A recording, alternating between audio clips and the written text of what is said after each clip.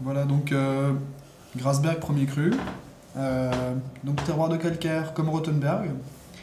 On est cette fois exposition nord, on est sur la partie nord-nord-est, hein, puisqu'on est, on est finalement derrière la colline de l'Altenberg, puisque l'Altenberg c'est argilo-calcaire. On a cette dalle de calcaire qui est au-dessus et qui en fait penche vers le nord, et donc Grasberg c'est cette partie supérieure. Voilà, donc un terroir beaucoup plus tardif, qui fait ses maturités de la peau très très tard. Et donc finalement ici le botrytis c'est quand même un des éléments du vin assez important. On a bien l'air de famille avec Rothenberg, hein, avec les calcaires, c'est des calcaires du Jurassique, hein, comme Rothenberg. C'est beaucoup plus exotique, j'ai beaucoup plus de fruits de la passion, j'ai un vin qui est, au nez en tout cas plus profond, déjà dans le premier nez. Et la couleur n'est pas la même non plus. Tu vois ici c'est un jaune, c'est un jaune un peu plus pâle. On n'est pas dans la lumière écrasante d'un soleil frontal. Ouais. On est dans quelque chose de plus caché,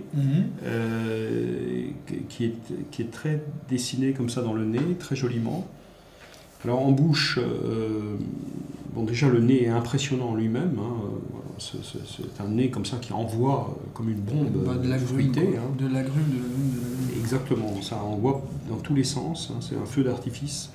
Et en bouche, la salivation, elle est très particulière parce que ça commence très délicatement, avec un tout petit creux, un tout petit peu comme tout à l'heure chauffé, et après ça commence à monter.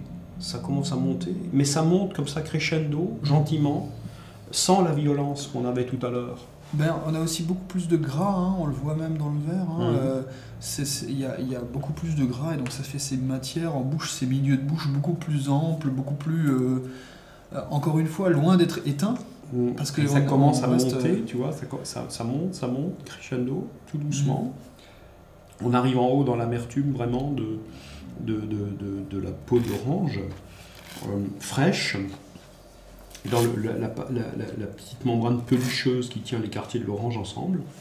Et après, ça décroît, et c'est très très long. Très long, ça fait un fond de bouche, ça pose. Alors c'est très curieux parce que c'est un vin en dualité, c'est-à-dire qu'il y a à la fois le côté calcaire, rayonnant, bombe aromatique fruitée. Exactement. Et frais le côté comme ça profondément séducteur. Et en même temps, il y a un deuxième plan qui est derrière, c'est que c'est profond. Et ça fait réfléchir. Rothenberg était dans la jeunesse. Grasberg, oui, voilà, plus encore que dans la... C'est plus fort encore, c'est juvénile carrément. C'est presque adolescent. Rothenberg, il y a de l'adolescence, il y a comme ça le côté complètement... Grasberg, c'est beaucoup plus... fleur éclose, et ici, là, on est beaucoup plus posé, on a un fond de bouche, et on a une féminité assumée.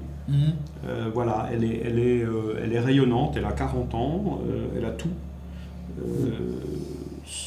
Ça, c'est pas une aventure, tu vois. Non, mais c'est une vraie rencontre, c'est grave. On s'en souvient après.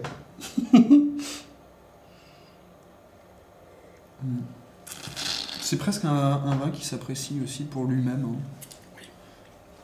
On peut faire des accords. On peut faire des accords. Il faut aller dans des choses très exotiques, dans des choses qui sont très fortes, hein, qui ont énormément de goût. Exactement, même parfois du fromage, des choses... des fromages bleus, des choses épicées, de la cuisine exotique, mais à côté orientale. de ça, c'est peut-être, je pense, dans les vins qu'on produit, un des vins qui se prend presque... ce que goûte tout seul. À tout seul, à côté, c'est presque aussi le vin qui va le mieux. En tout cas, c'est très très long. Hein. Alors, il faudra faire très attention à la filtration pour qu'on garde vraiment cette matière.